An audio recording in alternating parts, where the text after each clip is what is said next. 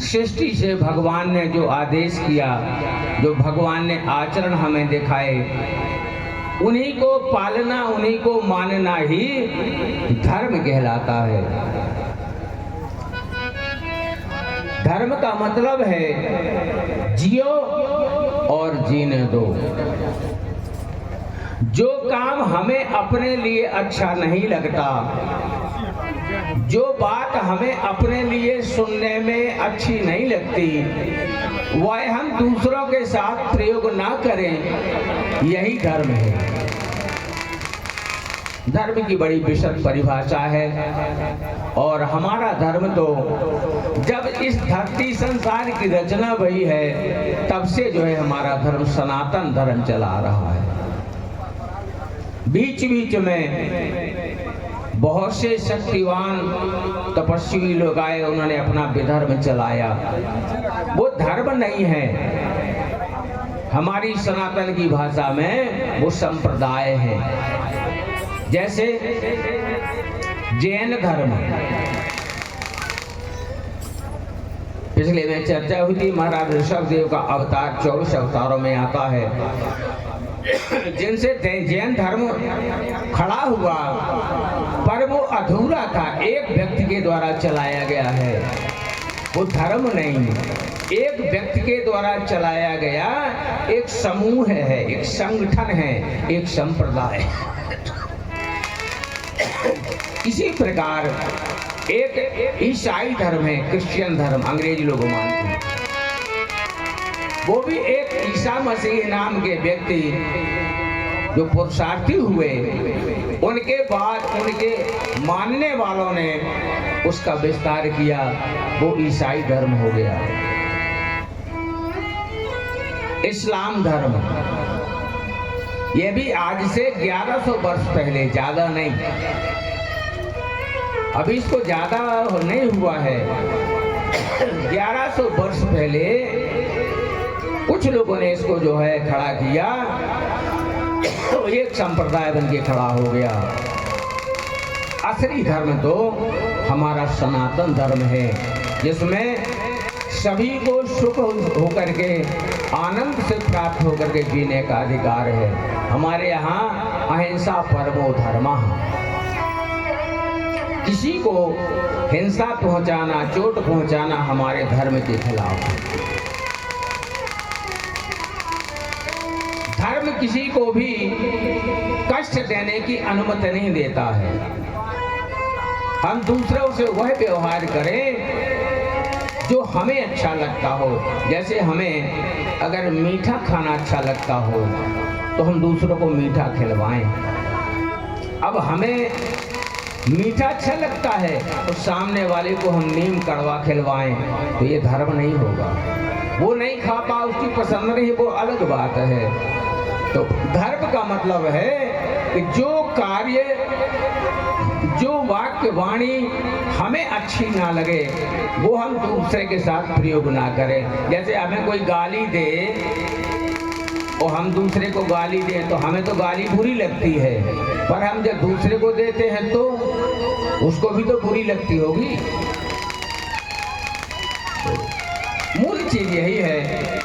और फिर धर्म के लक्षण क्या है, इसके बारे में सुखदेव जी ने कहा, साधारणतः धर्म के 30 प्रकार के लक्षण हैं।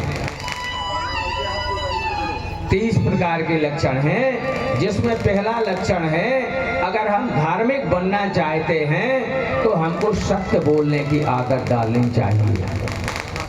धार्मिक होने का मतलब है कि हम कभी झूठ ना बोलें, सत्य बोलने का प्रयास करें। दूसरा लक्षण है, हम दूसरों पर दया करने की आदत डालें। कोई परेशान है, गिर गया है, उठा करके हम उस पर दया करें, उसकी सेवा करें। सनातन धर्मी हिंदू होने का मतलब है कि हम समस्त हिंदुओं को एकादशी का व्रत करना चाहिए। एकादशी के व्रत का बड़ा महत्व है।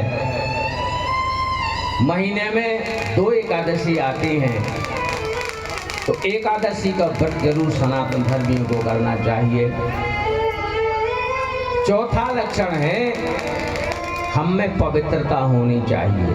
हमारे शरीर में पवित्रता हो, स्नान करें हम, कपड़े भी हम साफ पहने, भले फटे हों पर हमारे धुले हुए पवित्र होने चाहिए। तो पवित्रता होनी चाहिए, तितिक्षा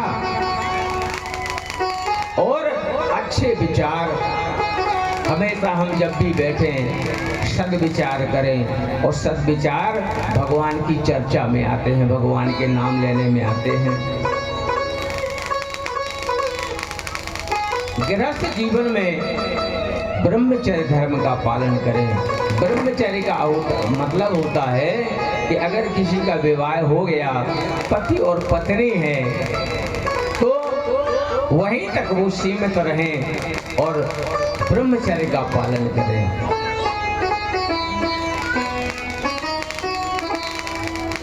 चार चरण धर्म के होते हैं, लेकिन प्रकट चार पद धर्म के कलिमा एक प्रधान, येन केन विधि दीने दान करे कल्याण। यज्ञ, तपस्या, त्याग और दान। यज्ञ इस युग में संभव नहीं है, क्योंकि हर युग जो है सात्विकी होनी चाहिए, पर किसी न किसी कारण बस वो तामसी यज्ञ हो जाती है। अगर हम समाधि लगा के योग करें तो भी संभव नहीं है। एक चरण जरूर इसका सरल है, वो है दान। तो हमें अगर सनातन धर्म में जीवन बिताना है, हम हिंदू हैं, सनातन धर्मी हैं, तो हमें दान करने की आदत डालनी चाहिए। इसका मतलब ये नहीं है कि जो पंडित जी कथा सुनाते हैं आप उन्हीं को दान दे दीजिए। दान का मतलब आवश्यक, जिसको आवश्यकता है उसे उसकी पूर्ति कराएं। कोई गरीब भूखा है, उसके यहाँ भोजन नहीं है, आप उसके भोजन में मदद करें।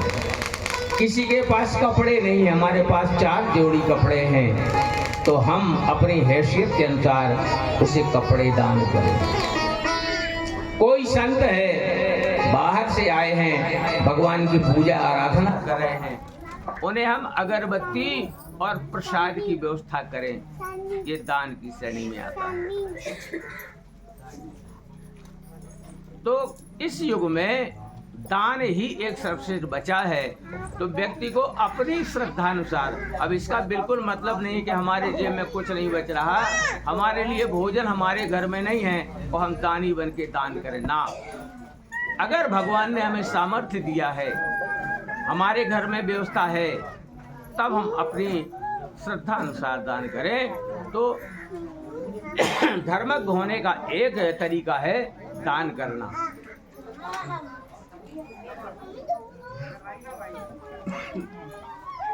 धार्मिक होने के लिए हमें स्वाध्याय भी करना आवश्यक है। स्वाध्याय का मतलब है घर में सवेरे शाम रामायण के 5 दोहे का जो है पाठ किया जाए, करवाए। ज्यादा पढ़े हैं तो गीता का पाठ करें, भागवत का 1 श्लोक पढ़ें। और अगर कुछ नहीं तो स्वाध्याय का मतलब है कि भगवान के जितने अवतार हैं, भगवान की जितने धर्म की पुस्तकें हैं, उनमें से जितना समय मिले स्वाध्याय करें। ये धर्म का लक्षण है, इसका भी अपनाना जो है इस सनातन धर्म में आवश्यक है। स्वाध्याय करें। जीवन में भगवान ने कितना किसको दिया है, समाज में बड़े लोग भी हैं, छोटे लोग भी हैं।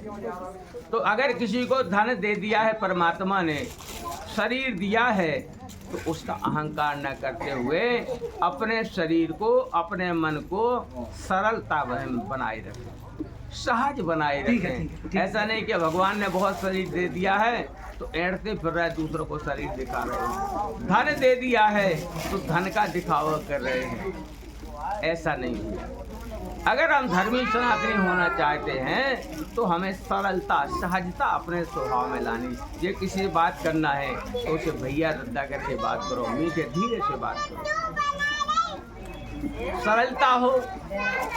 और एक गुण और धर्मी होने का है कि हमारे मन में संतोष हो। दाता ने जितना दिया है, परमात्मा ने जो हमें दिया है इस मनुष्य जीवन में, उसमें हम संतोष करें।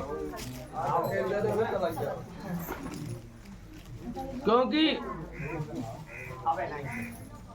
जब आवे संतोष धन, सब धन धूर समान। गौधन गजधन बाज धन और रतन धन खान। जब आवे संतोष धन, सब धन धूर समान। अगर महाराज हमारे अंदर संतोष प्राप्त नहीं है तो हमें कभी सुख प्राप्त होने वाला है। उदाहरण के लिए जिसके एक मकान है, जब तक मकान नहीं है वो मकान में सुख खोजता है।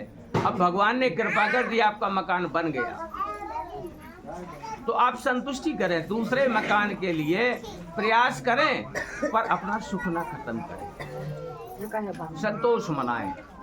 2 कपड़े दिए भगवान ने, संतुष्टि मनाएं। लोग देते हैं पड़ोसी के पास अच्छे कपड़े हैं, अच्छा गाड़ी वाड़ी है, तो देख करके दुखी हो जाते हैं। अरे उस पे भगवान की कृपा है तो हमें दुखी होने की आवश्यकता, हमें जो है हमारे पास उसी में सुखी हो जाए। तो सनातन धर्मी को संतोषी होना आवश्यक है, सेवा भाव होना चाहिए।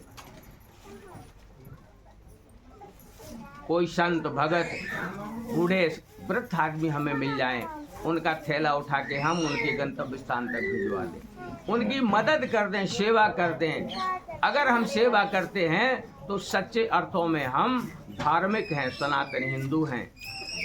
ऐसी चर्चा महाराज सुखदेव जी सुना रहे हैं परीक्षित को कि भक्त होने का ये लक्षण है धार्मिक होने का।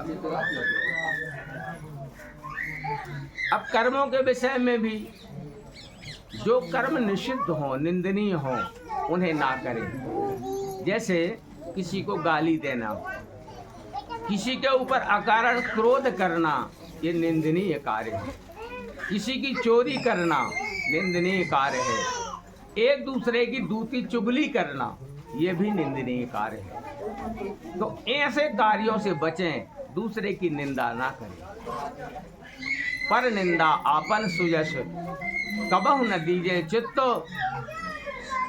हरि सुमरण और निज मरण को सुमरण कीजिए नित्य। दूसरे की निंदा को कभी चित्त मत लीजिए, मन मत लगाइए।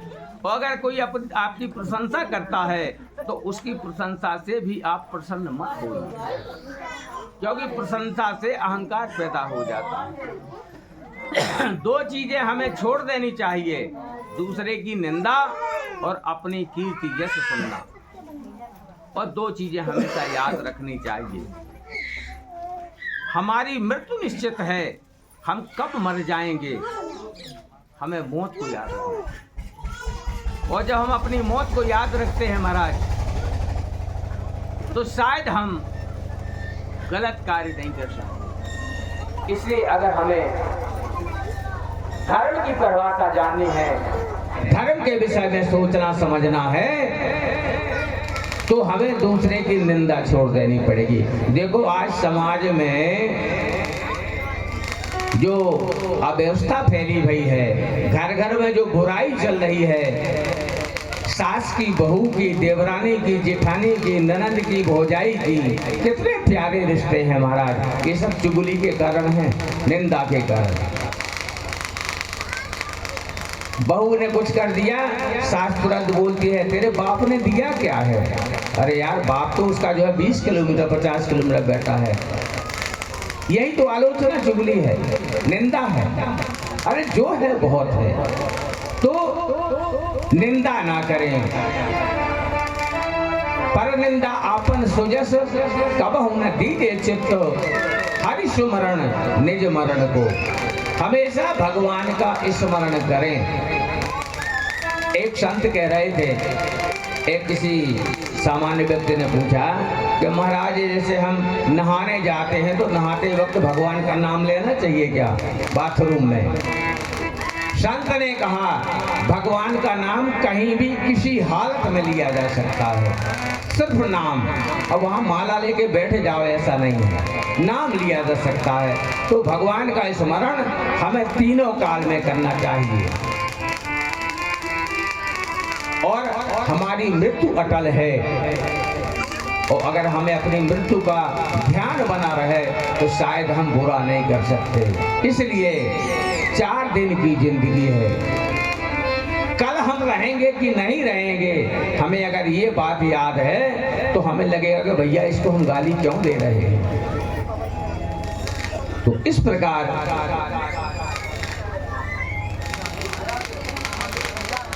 धार्मिक होने के लिए और महाराज सुखदेव जी ये कुछ निश्चिन्ह बता रहे हैं। ज्यादातर धार्मिक व्यक्ति को मौन होना चाहिए, बोलना कम चाहिए, सुनने की आदत ज्यादा डालनी चाहिए। और आजकल क्या है कि सुनना कोई नहीं चाहते। गुरु और चेला, गुरु विद्वान हुआ करते हैं, अधिकांश वेदों के ज्ञाता होते हैं, शास्त्र के ज्ञाता होते हैं, उम्र में भी ज्यादा होते हैं, पर सुनने की आदत नहीं है। गुरुजी ने कुछ उपदेश दिया, चेला तुरंत प्रत्युत्तर देने लगता है और जो प्रत्युत्तर देगा उसे ज्ञान मिलने वाला नहीं। जैसे विद्यालय में पढ़ने वाला विद्यार्थी है, मास्टर साहब गुरुजी ने कुछ बताया, वो हर बात पर प्रश्न करेगा तो उसकी समझ में कुछ नहीं आएगा। अगर हमें सनातनी होना है, धार्मिक बनना है, तो हमें सुनने की ज्यादा आदत डालनी है और मौन रहना ज्यादा जो है पसंद करना पड़ेगा। तो एक लक्षण ये भी है, आत्म विचार करते रहना चाहिए।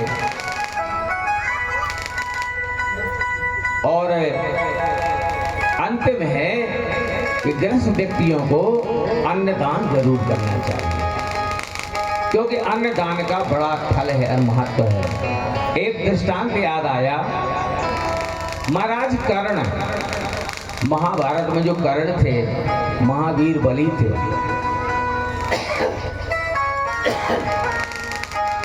राजा बलि जिनकी अभी आज चर्चा होगी और राजा कर्ण, कर्ण जैसा कोई दानी इस धरती में नहीं हुआ।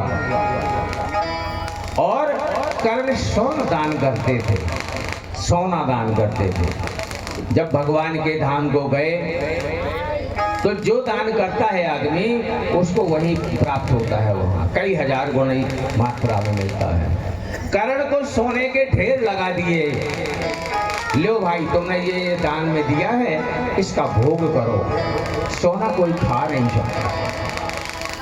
कर्ण को बड़ा दुख हुआ, भगवान से प्रार्थना की कर्ण ने, वीर कर्ण ने, कि महाराज मुझसे भूल हो गई, मैंने अपनी अहंकार व सिर्फ सोना दान किया है। दान तो सभी है, उत्तम दान है सोना दान, लेकिन अन्न दान नहीं किया और अन्न खाया जा सकता है। भगवान से प्रार्थना करी तो चर्चाओं में है, किंवदंती में, कि भगवान ने ये 15 दिन जो आ रहे हैं ये पितरों के आज प्रतिपदा की श्राद्ध है। इस 15 दिन में कर्ण ने वहां स्वर्ग से आकर के मृत्युलोक में वो अन्न का दान किया, तभी से पितर पक्ष माना जाता है। एक चर्चा ऐसी है, बाकी पितरों का श्राद्ध होता है। तो अन्न दान भी व्यक्ति को करते रहना चाहिए। इस प्रकार जो है धर्म के लक्षण हैं। अब ब्राह्मण के लक्षण सुन लें थोड़ा सा। गायत्र्या ब्राह्मण सजत दृष्टा राजान्यम जगत्या वैश्यम न केंचित शूद्रदम। अगर ब्राह्मण कुल में जन्म हो गया है तो महाराज ब्राह्मण को 3 काल संध्या करना चाहिए, प्रातः, सायं और मध्याह्न। अगर मध्याह्न की ना हो सके तो ब्राह्मण को 2 काल तो संध्या करनी चाहिए, सूर्योदय के पहले और सूर्यास्त के समय। और गायत्री मंत्र का जरूर पुनस्मरण करने का विधान है 24 माला, ना हो तो एक माला गायत्री दो ब्राह्मण के घर में जन्म लेने वाले को करना चाहिए। इसी प्रकार 4 वर्ण भगवान के द्वारा बनाए गए, ब्राह्मण, क्षत्रिय, वैश्य और शूद्र। ब्राह्मण का ये कर्म है क्षत्रिय को जितने भी जीव उसके राज्य, जनपद, जिले में हैं उनकी सुरक्षा प्रदान करना ये क्षत्रिय का धर्म है। वैश्य जो हमारा तीसरा भाई है वो व्यवसाय, गौपालन, व्यापार आदि करके सभी समाजों के लिए साधन मुहैया उपलब्ध कराए। तीसरा छोटा भाई हमारा है जिसे हम शूद्र कहते हैं। शूद्र कह करके आज की सरकारों ने उसका दुरुपयोग कर दिया है। शूद्र हमारा ही भाई है। जैसे वेद में लिखा है कि ब्राह्मणोत मुखमासीत बाहु राजन्य करता उरु तद पदम वैश्या पदाभ्याम शूद्रो अजायत। ब्राह्मण की उपमा भगवान के मुख से उत्पन्न बताया। तो अगर ब्राह्मण मुख हो गया तो क्षत्रिय उस शरीर की दोनों भुजाएं हैं, शक्तिशाली होती हैं, क्योंकि रक्षा हाथों के द्वारा ही हो सकती है, पैरों से नहीं, पेट से नहीं। वैश्य को हमारा कमर, कटी प्रदेश, व्यवसायी आदि, और पैरों को जो है पदाभ्याम शूद्रो अजायतो, ऐसा लिखा है वेद में। पैर ही भगवान विराट के शूद्र हैं। तो जब हमारे पैर ही शूद्र हैं तो शूद्र अछूत कैसे हो गया?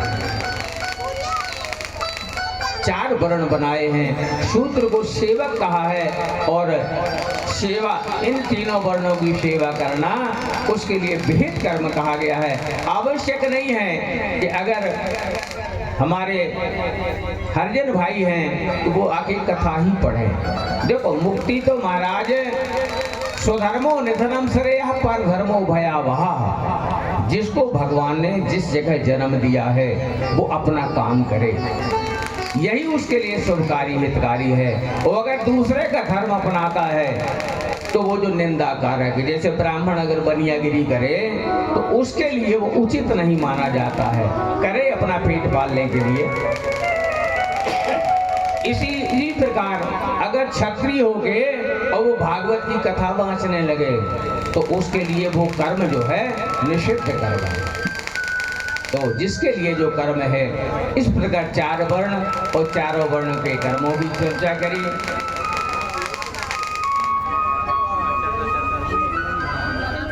चार आश्रम,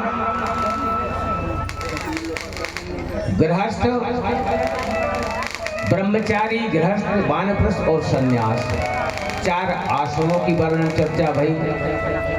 ब्रह्मचारी का मतलब है जब तक जो है शिक्षा की जाती है 20 वर्ष तक, 20 से 22 वर्ष तक, ये ब्रह्मचर्य आश्रम होता है। दूसरा आश्रम होता है गृहस्थ, जब माता पिता बालक की बालिका की शादी कर देते हैं। तीसरा वानप्रस्थ, जो 40 वर्ष के बाद वानप्रस्थ आश्रम आता है। देखो व्यक्ति मनुष्य की उम्र 120 वर्ष ब्रह्मा जी ने निर्धारित की है। 120 वर्ष, चूंकि वर्तमान में 120 वर्ष जीवन हो नहीं पा रहा,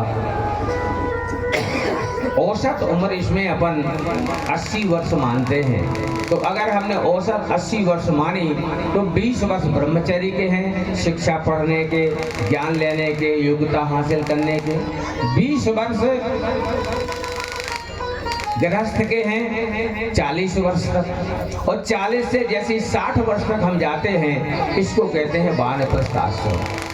और वानप्रस्थ आश्रम में आधा गृहस्थ में रहना पड़ता है और आधा भगवान के लिए राग से वैराग होना पड़ता है। वैराग का मतलब होता है राग से दूर होना, मोह माया से थोड़ा दूर होना।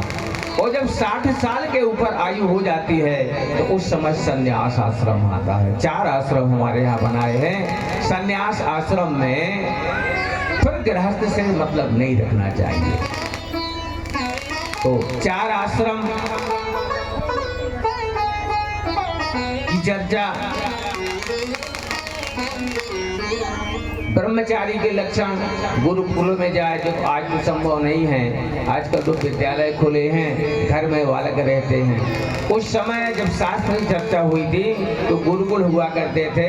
बालक 5-6 वर्ष के बाद गुरु आश्रम चला जाता था, 20 वर्ष के लिए वहीं भोजन, कपड़े और वहीं की सेवा। ऐसा ब्रह्मचारी, गृहस्थ और सन्यासी की चर्चा। सन्यास की चर्चा है।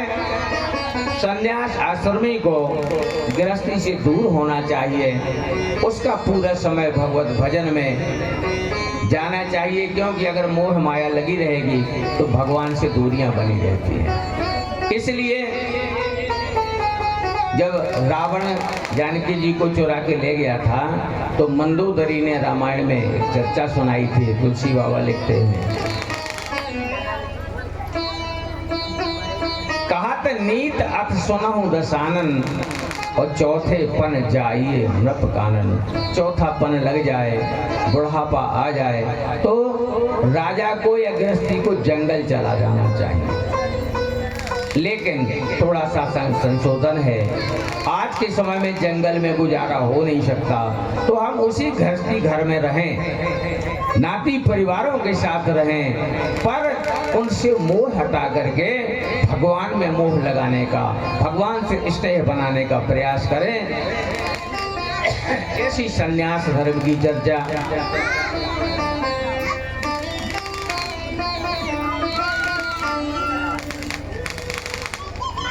और हरिओम 4 युग बनाए, सतयुग, त्रेता, द्वापर और कलयुग। इनके भी अलग अलग गुण धर्म हैं। सतयुग में सत्य बोलकर त्याग तपस्या कर, द्वापर में भी यज्ञ आदि करके, और इस कलयुग में तो ये होता नहीं है, तो सिर्फ भगवान के नाम लेकर ही मोक्ष प्राप्त किया जा सकता है। कलयुग केर पुनीत प्रतापा,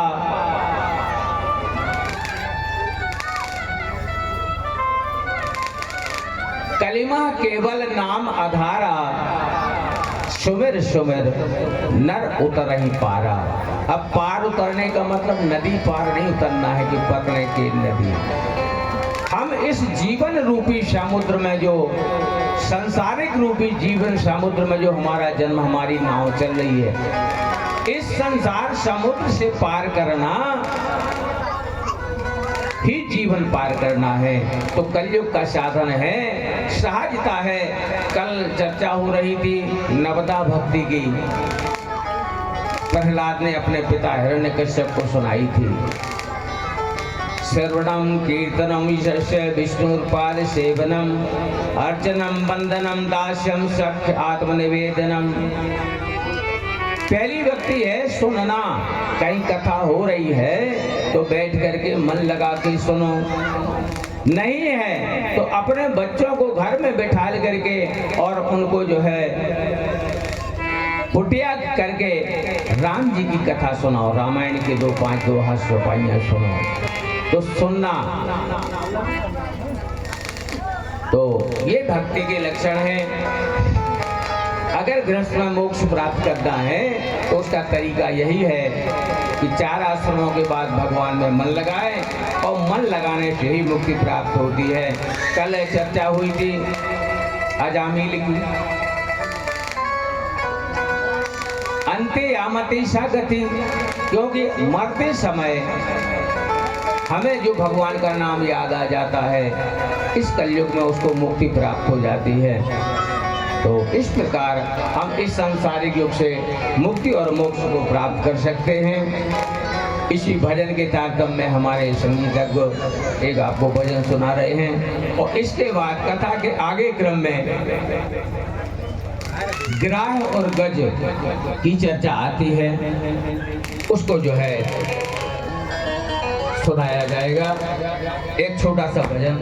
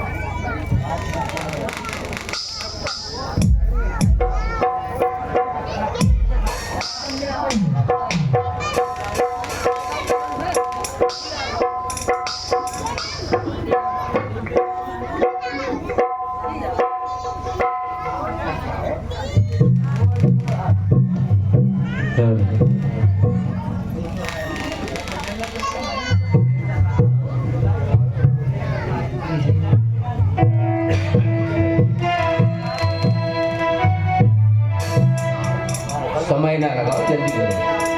चली जा रही है उम्र धीरे धीरे, चली जा रही है उम्र धीरे धीरे, चली जा रही है उम्र धीरे धीरे, चली जा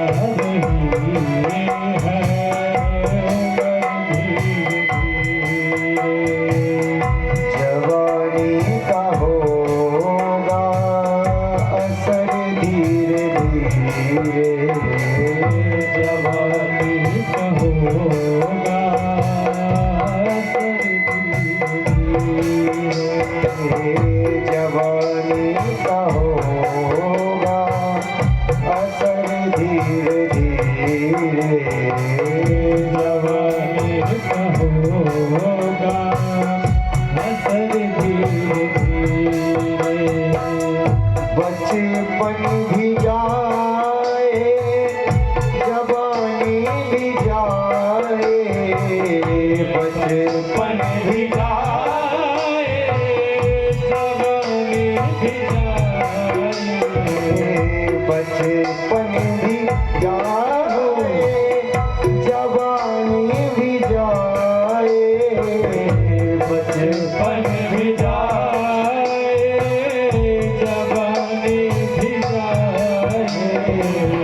बुढ़ापे का होगा, बुढ़ापे का होगा असर धीरे धीरे, चली जा रही है उम्र धीरे धीरे, चली जा रही है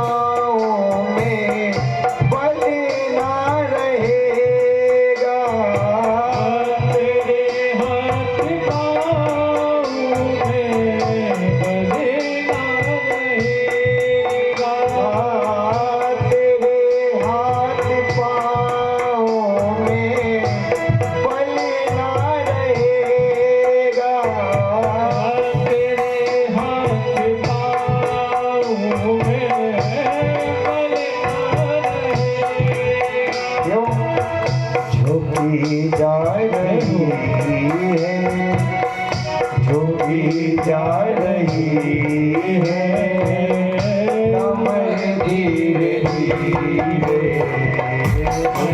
जा रही है कमर धीरे धीरे जवानी का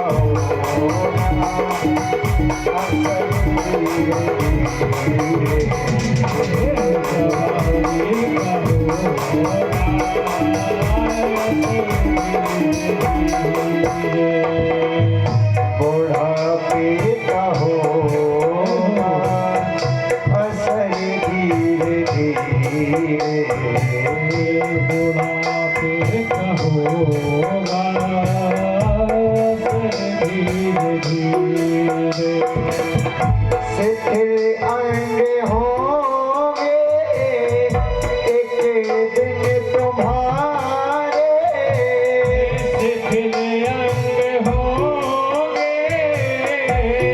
एक दिन तुम्हारे, शिथिल अंग होंगे एक दिन तुम्हारे, शिथिल अंग होंगे एक दिन तुम्हारे, तेरी बंद होगी, तेरी बंद होगी नजर धीरे धीरे चली जा रही है, ओ मन धीरे धीरे, बुढ़ापे का होगा असर धीरे धीरे,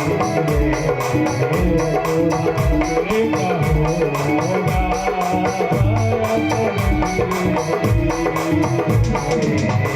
चली जा रही है, ओ मन धीरे धीरे चली जा रही है,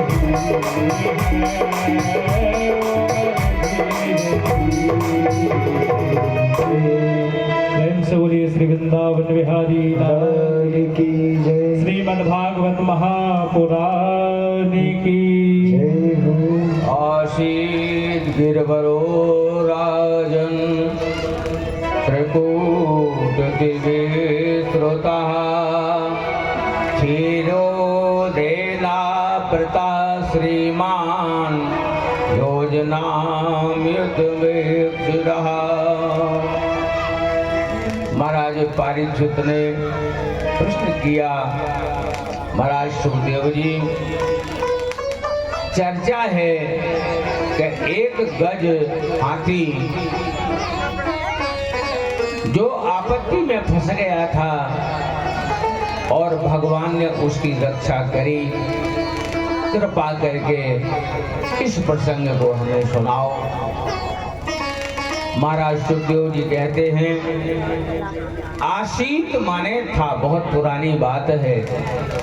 एक बहुत बड़ा गिरिवर पहाड़ था जिसको त्रिकूट कहते थे, और क्षीर सागर से वो घिरा हुआ था।